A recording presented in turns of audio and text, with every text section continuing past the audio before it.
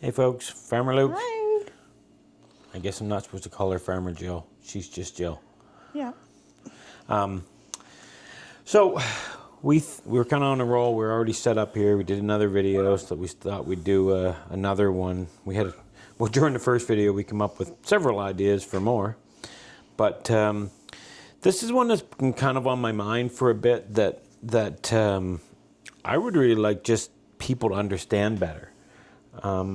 And that is, we want to talk about like the economics of farming on small scale. And really that could be still pretty big. Like it could be still a fairly big farm that's still not the same as like a Tyson Foods or a chicken farm that raises 50,000 broilers, which is like the chickens that you would eat at the grocery store, is still not going to be very comparable to a Tyson chicken farms who has thousands of chicken farms all over U.S. and Canada and raises hundreds and hundreds of billions of birds. Like those are two not the same. But on the small scale, because we see this so often, because Jill and I sell meat here at the farm.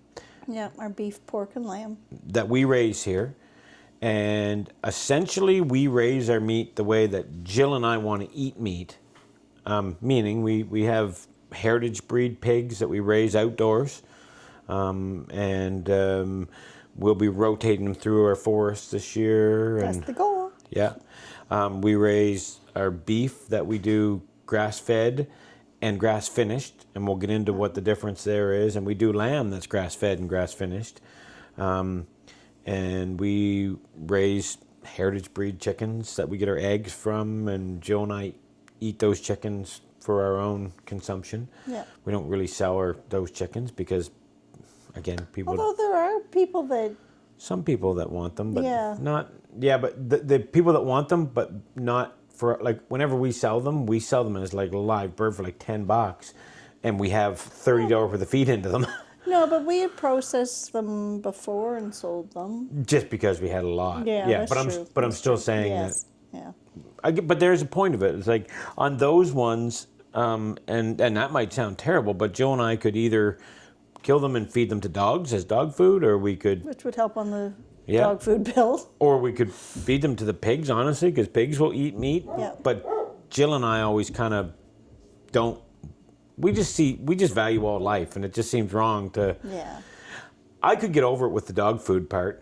Yeah. But to just recycle it into the pig... Like, I don't mind throwing a bird that dies into the pigs, but I'm not looking to make that as part of their... Yeah, and I'm not even overly fond of that. No, but it's all still fine, because a pig is an omnivore. Like, they'll happily eat it. But the bottom line is that what we see people come to the farm, and they say, oh, you have meat. Oh, we'd like to buy some. And this is what is ingrained in everyone's head, that if they pay $4 a pound for ground beef at the grocery store... That's on sale now. On sale as $4 a pound or whatever... then they assume that if they go right to the farm, then they're going to get it for $2 because they believe they're cutting out all the middle people. All the middle people. Which, that's fair enough. That's the way it used to be. Yes, and I tell people that all the time, that if we were talking like in my great-grandfather's time... Just in your dad's time. Yeah, I think still before that. But regardless, let's say if we were still back... 100 years ago or more, if my ancestors that were here on this farm wanted to grow their own beef or buy a beef from the local grocery store in our little town of Hampton, they would know that the beef they bought from the store would be a bit more money than what they could grow it for, because now the farmer has to make their money, plus the grocery store / butcher has to make their money. So they would have known that that's the way that would have worked. So in those days, had someone gone directly to the farmer, yes, there would have been a savings. Of course, that farmer would have also butchered it himself rather than having to go to a licensed abattoir and whatever. But that's how it would have worked.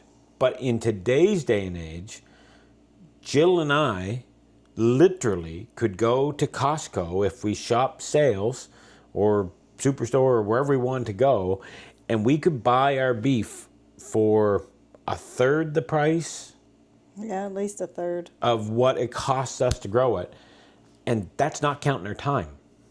No, that's never And that's come not into even the equation. that's not even really using good accounting methods, like, because that's not counting our, that we run up in our truck to go get feed, and it's not counting taking, owning a trailer and truck to go get hay for the animals, and it's not taking into account our tractor and fuel and time and Insurance for those things. insurance and our property taxes that we're using here and the money we spent Yeah. on infrastructure. Like, none of those things are accounted for, and we still couldn't buy it. Like, we could buy it, I should say, for like a third of what it costs us to raise it. But I'll be shocked, and you guys let me know in the comments right now if you've reached this point of the video and you just are hearing that for the first time, how many of you would never have guessed that? Because from what we see at the farm, we're going to say most of you. Unless you're a homesteader / small farmer who has been doing this for a while, then maybe you're there, but a lot of the general public would not know that. Now, Jill and I have a lot of advantages, but we have some disadvantages too. We don't put up our own hay, so we buy hay.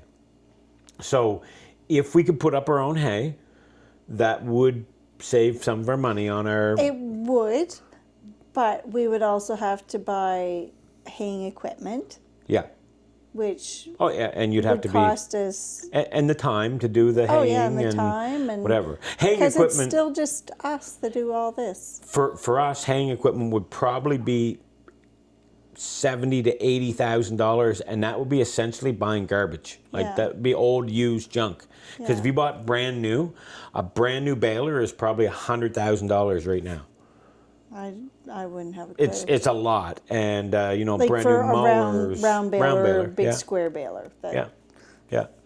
So, at any rate, so let us know in the comments if you're shocked by that. But this is what we like actually teaching people at the farm, and the thing is that in our great-grandfather's time, there weren't really farms that raised 100 million cattle. Like, and I don't know if there's farms of that magnitude now, but... No, but there's ones that raise thousands of cattle, Right.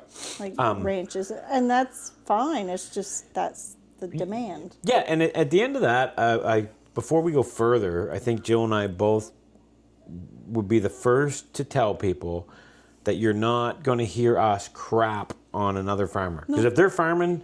I mean, I'd be more inclined to crap on like a big farm company, like Tyson Food or one of the big companies, but they generally still employ farmers, and I'm willing to bet that those farmers are all good people.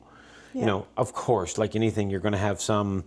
This is the part that gets us with the people who come here and want to tell us what they know about farms. Most of what they know comes from a Netflix documentary, and you could list 100 of them. And I've watched a lot of them, Yep. and they're very good, very well put together, very informative, but Biased. they're biased. Yeah. So because whoever wanted to do this documentary Yep. decided they don't like farming, they're going to have it, so it looks like all farmers are bad. Yeah. But if they liked it, they're not going to show any of the negative side to it. Unfortunately, that's the world of. You just need to go and find your own farmers and get to know them. But that's the world of media and Yeah. the internet these days. That you can find support for whatever your belief is, and that doesn't mean that's the truth.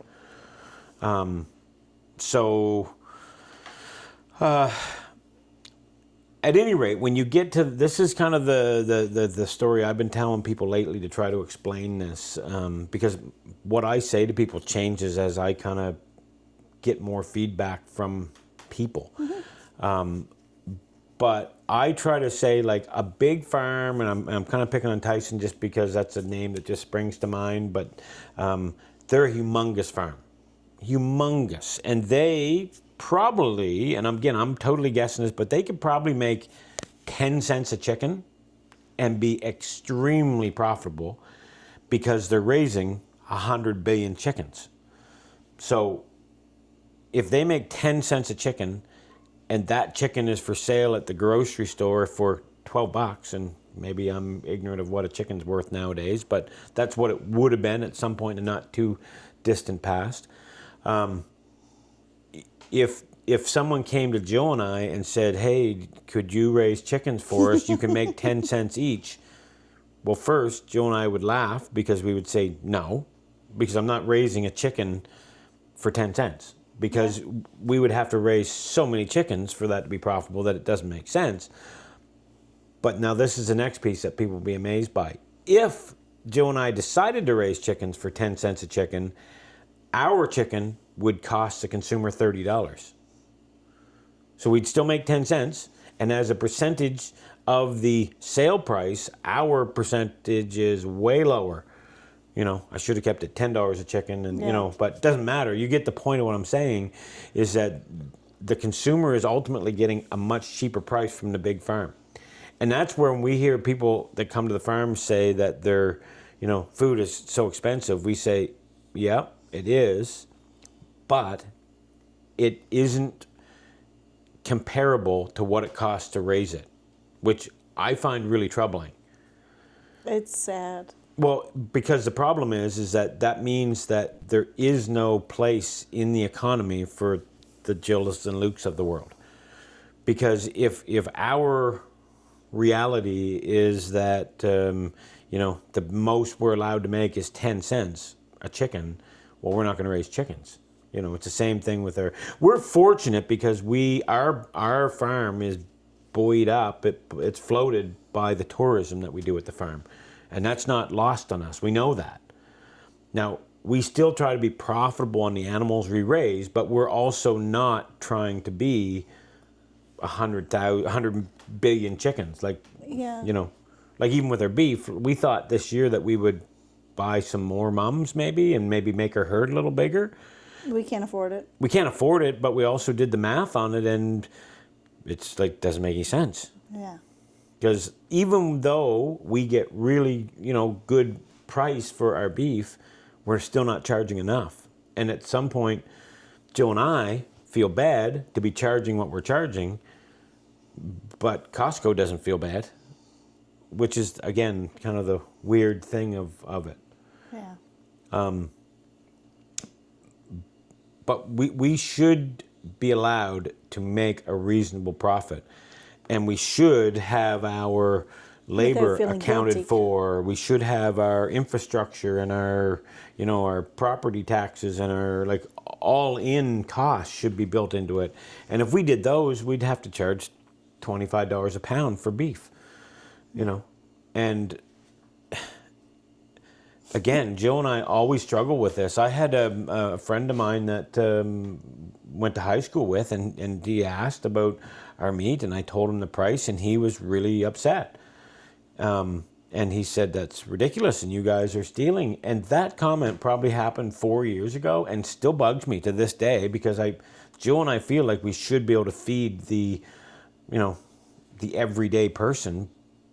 But the reality is, because we don't farm the same as this other farm, like we are really just marketing to the affluent, the people who have money.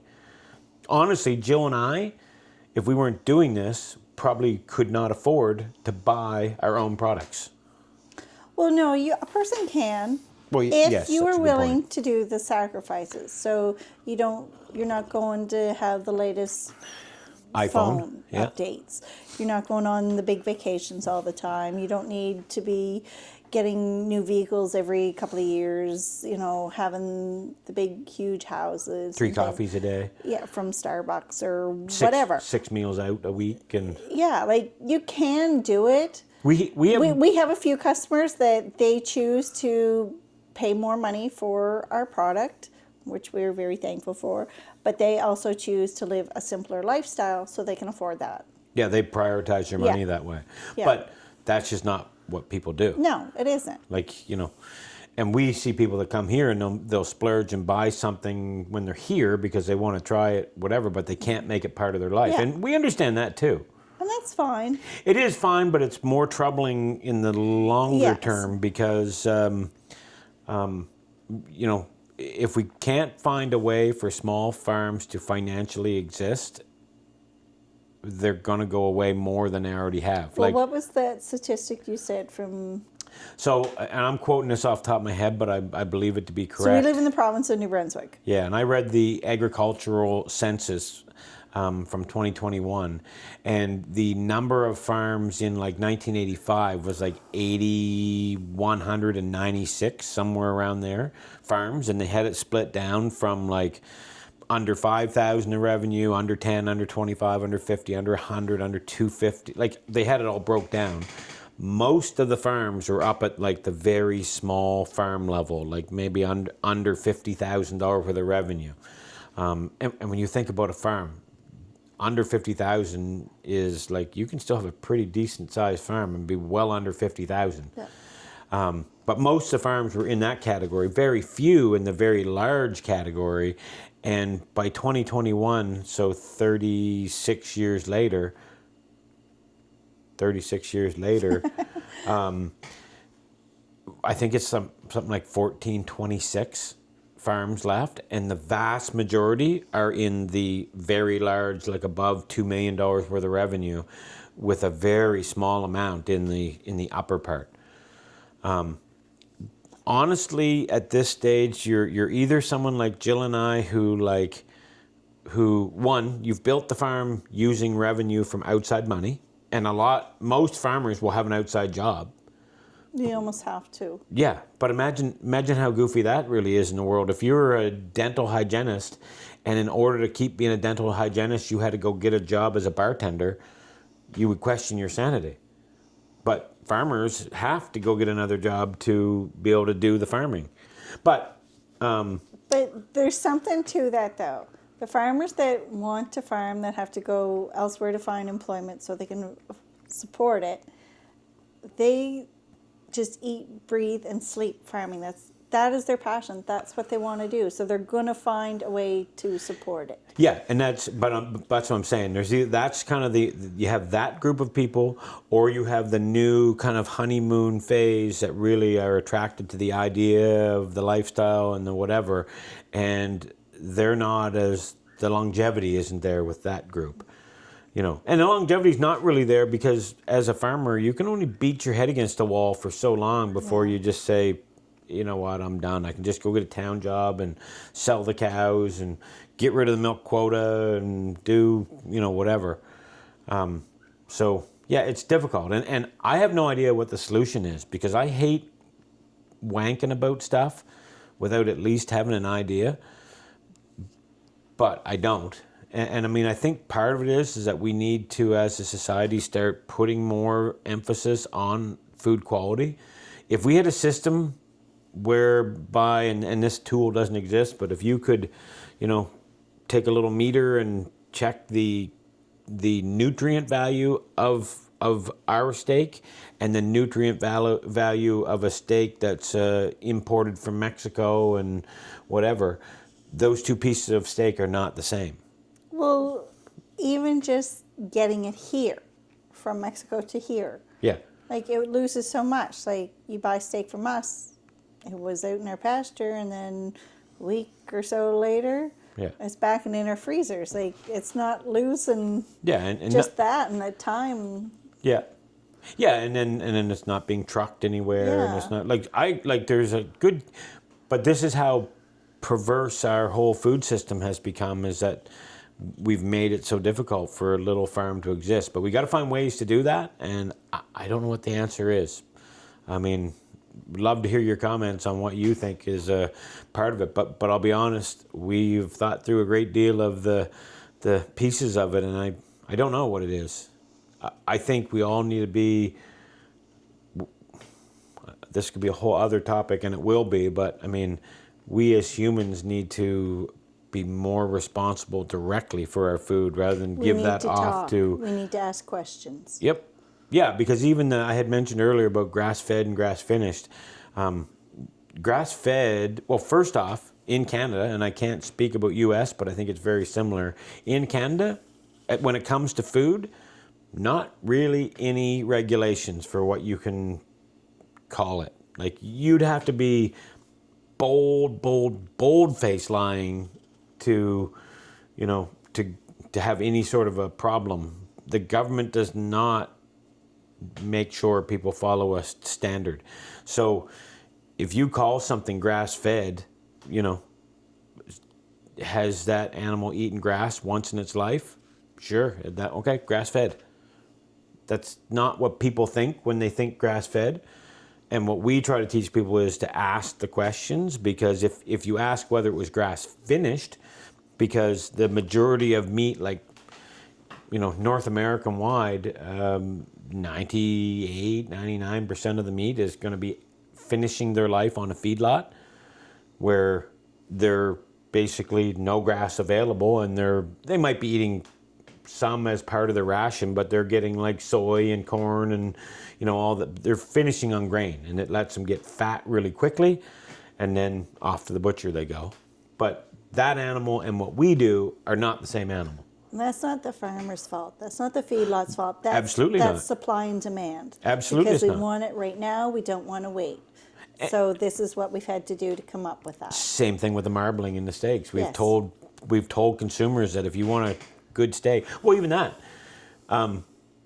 people come here and they assume since we charge them more money for a ribeye steak here, that it's going to be more tender than the store version. And I'm always very quick to tell them, no, it won't be. Ours is going to be tougher.